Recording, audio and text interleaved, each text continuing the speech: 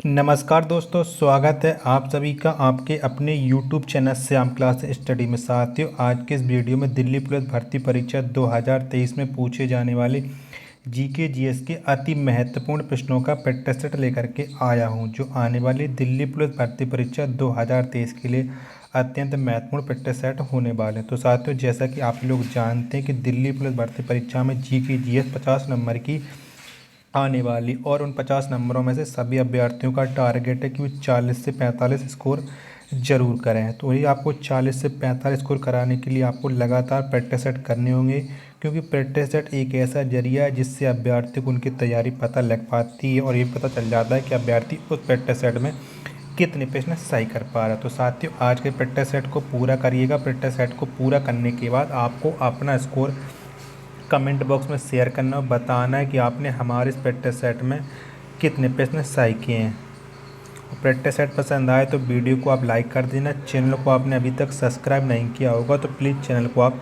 ज़रूर सब्सक्राइब कर लेना, और इस प्रैक्टिस सेट को आप अपने उस सभी भाई बहन तक ज़रूर पहुँचा देना जो दिल्ली पुलिस भर्ती परीक्षा 2023 की तैयारी कर रहा और जीके जीएस में अच्छा स्कोर करने की सोच रहा है। तो इन्हीं सब बातों को ध्यान में रखते हुए शुरू करते हैं आज का अपना जीके जीएस का प्रैक्टिस सेट नंबर 34। तो पहला प्रश्न है आपके सामने कि गंगा का उल्लेख किस वेद में मात्र एक बार किया गया है। तो कौन से वेद में किया गया है गंगा का उल्लेख, ये आपको बताना है। तो गंगा का उल्लेख है ऋग्वेद में। कहाँ पर है? ऋग्वेद में है गंगा का उल्लेख। तो ऑप्शन नंबर ए इसका राइट आंसर हो जाएगा। अगला प्रश्न है आपके सामने कि भारत छोड़ो आंदोलन के समय कांग्रेस के अध्यक्ष कौन थे। तो कौन थे जब भारत में भारत छोड़ो आंदोलन चल रहा था उस समय कांग्रेस के अध्यक्ष, उस समय कांग्रेस के अध्यक्ष थे मौलाना अबुल कलाम आज़ाद। तो ऑप्शन नंबर सी इसका राइट आंसर हो जाएगा।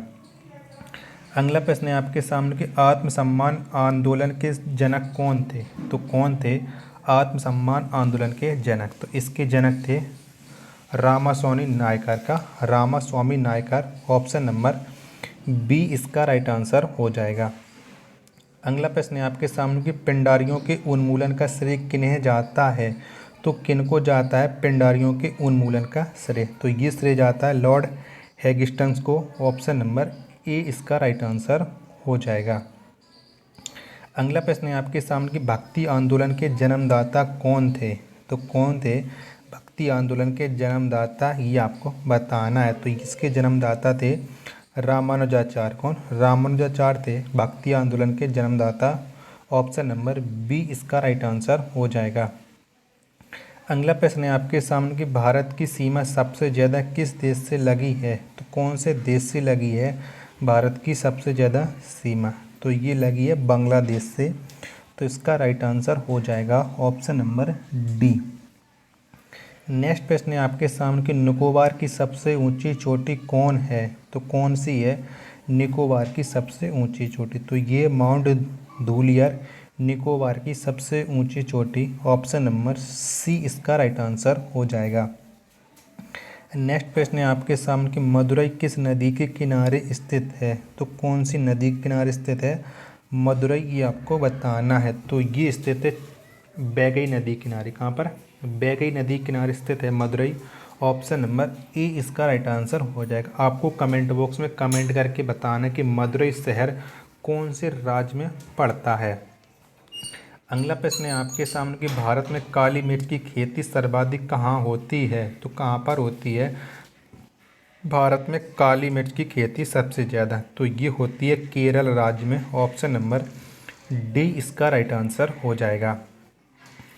अगला प्रश्न है आपके सामने कि भारत में लाल मिर्च की खेती सर्वाधिक कहाँ होती है। तो कहाँ पर होती है लाल मिर्च की खेती सर्वाधिक? तो ये होती है आंध्र प्रदेश में। कहाँ? आंध्र प्रदेश में लाल मिर्च की खेती सर्वाधिक होती है। ऑप्शन नंबर सी इसका राइट आंसर हो जाएगा। अगला प्रश्न है आपके सामने कि दुहस्ती परियोजना भारत के किस राज्य में स्थित है। तो कौन से राज्य में स्थित है दुहस्ती परियोजना? तो ये स्थित है जम्मू कश्मीर में। कहाँ? जम्मू कश्मीर राज्य में है। ऑप्शन नंबर ए इसका राइट आंसर हो जाएगा। अगला प्रश्न है आपके सामने कि राष्ट्रीय एटलस तथा विषयक मानचित्र संगठन कहाँ स्थित है। तो कहाँ पर स्थित है राष्ट्रीय एटलस तथा विषयक मानचित्र संगठन, तो ये स्थित है कोलकाता में। ऑप्शन नंबर सी इसका राइट आंसर हो जाएगा। अगला प्रश्न है आपके सामने कि भारत में वन महोत्सव कब से प्रारंभ हुआ? तो कब से प्रारंभ हुआ था भारत में वन महोत्सव? तो ये प्रारंभ हुआ था 1952 से। कब से? 1952 से भारत में वन महोत्सव प्रारंभ। ऑप्शन नंबर सी इसका राइट आंसर हो जाएगा। अगला प्रश्न है आपके सामने कि 10 लाख हाथियों की भूमि के उपनाम से जाना जाता है, तो कौन से देश को जानते हैं, ये आपको बताना है। तो 10 लाख भूमियों के उपनाम से जाना जाता है लाओस। कौन? लाओस जाना जाता है। ऑप्शन नंबर ए इसका राइट आंसर हो जाएगा। नेक्स्ट प्रश्न है आपके सामने कि वेल्थ ऑफ नेशन पुस्तक के लेखक कौन हैं? तो कौन है इस पुस्तक के लेखक? तो वेल्थ ऑफ नेशन इस पुस्तक के लेखक हैं एडम स्मिथ। कौन? एडम स्मिथ हैं। ऑप्शन नंबर बी इसका राइट आंसर हो जाएगा। नेक्स्ट प्रश्न है आपके सामने कि सौरमंडल की खोज किसने की थी? तो किसके द्वारा की गई थी सौरमंडल की खोज, ये आपको बताना है। तो कोपरनिकस ने सौरमंडल की खोज की थी। ऑप्शन नंबर सी इसका राइट आंसर हो जाएगा। नेक्स्ट प्रश्न है आपके सामने कि ग्रहों की गति के नियम का प्रतिपादन किसने किया? तो किसने किया था, ये आपको बताना है। तो ग्रहों की गति के नियम का प्रतिपादन किया था केपलर ने। किसने? केपलर ने।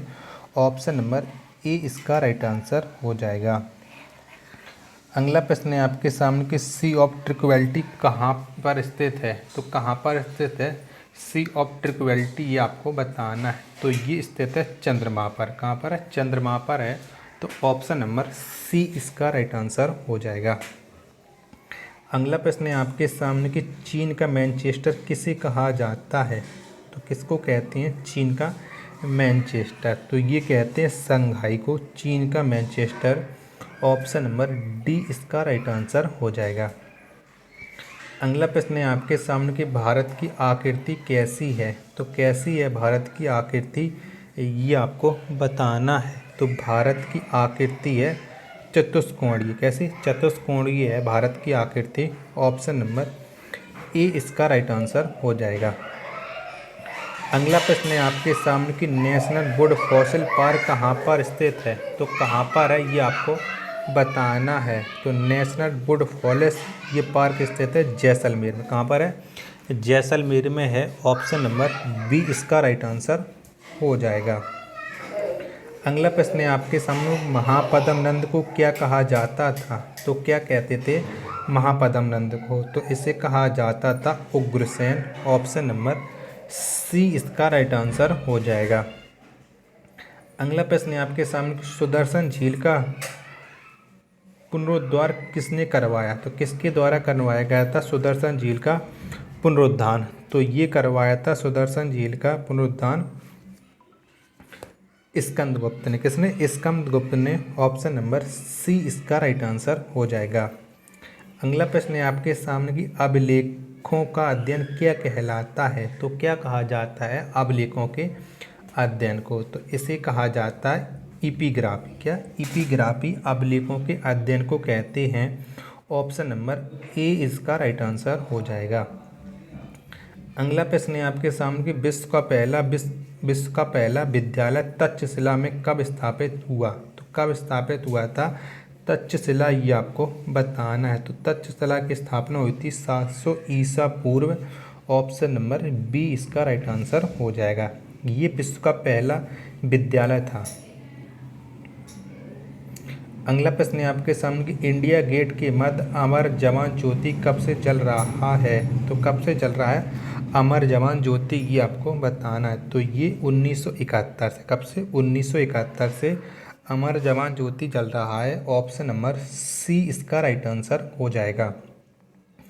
नेक्स्ट प्रश्न है आपके सामने कि भारत का प्रथम समाचार पत्र का प्रकाशन कब हुआ? तो कब हुआ था भारत के प्रथम समाचार पत्र का प्रकाशन? तो इसका प्रकाशन हुआ था 1780 में। कब? 1780 में भारत का प्रथम समाचार पत्र का प्रकाशन। ऑप्शन नंबर ए इसका राइट आंसर हो जाएगा। साथियों, वीडियो पसंद आ रही हो तो वीडियो को आप लाइक ज़रूर करना। चैनल को अभी तक आपने सब्सक्राइब नहीं किया है तो चैनल को आप जरूर सब्सक्राइब कर लेना। अगला प्रश्न है आपके सामने कि किस अभिनेत्री को वीनस की मूर्ति के नाम से जाना जाता है। तो किसको जाना जाता है वीनस की मूर्ति के नाम से। तो मधुबाला, किसे, मधुबाला को वीनस की मूर्ति के नाम से जाना जाता है। ऑप्शन नंबर सी इसका राइट आंसर हो जाएगा।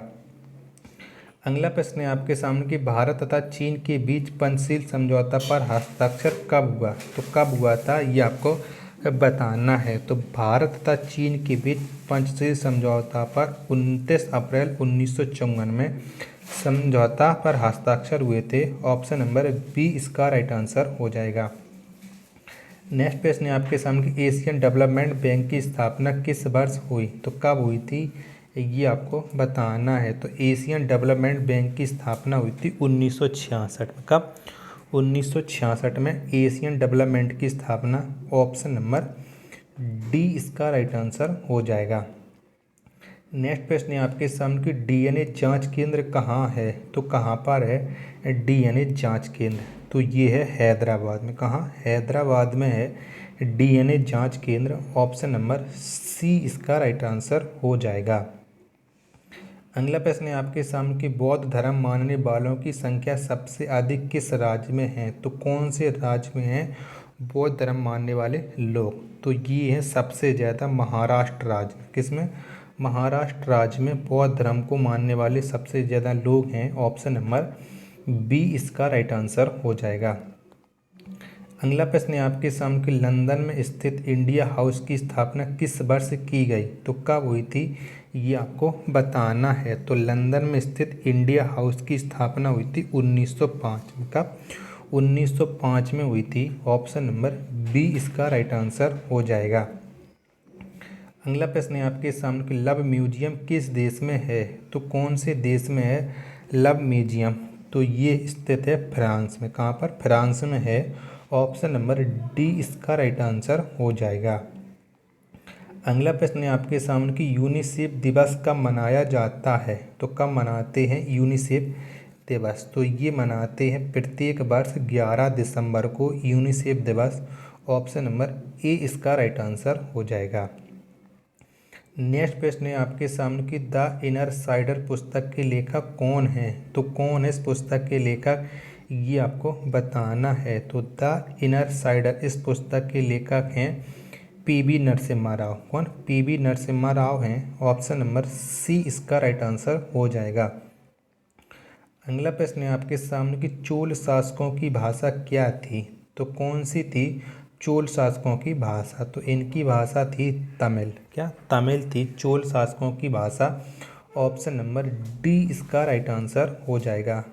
लोअर संग्रहालय कहाँ स्थित है। तो कहाँ पर स्थित है लोअर संग्रहालय ये आपको बताना है। तो लोअर संग्रहालय स्थित है पेरिस में। कहाँ पर? पेरिस में है लोअर संग्रहालय। ऑप्शन नंबर ए इसका राइट आंसर हो जाएगा। अगला प्रश्न है आपके सामने कि क्लोरोफिल के केंद्र में कौन सा तत्व पाया जाता है। तो कौन सा तत्व पाया जाता है क्लोरोफिल के केंद्र में। तो इसमें पाया जाता है मैग्नीशियम। कौन? मैग्नीशियम पाया जाता है क्लोरोफिल के केंद्र में। ऑप्शन नंबर सी इसका राइट आंसर हो जाएगा। और लास्ट प्रश्न है साथियों आज के इस पेपर सेट का कि स्वतंत्रता प्राप्ति के बाद भारत में औद्योगिक नीति का प्रस्ताव पहली बार कब पारित किया गया। तो कब पारित किया गया था भारत में पहली बार औद्योगिक नीति का प्रस्ताव। तो ये 1948 कब? 1948 में पारित किया गया था। ऑप्शन नंबर ए इसका राइट आंसर हो जाएगा। तो साथियों अगर आपको ये टॉप 40 प्रश्न पसंद आए हो तो वीडियो को आप एक लाइक कर देना।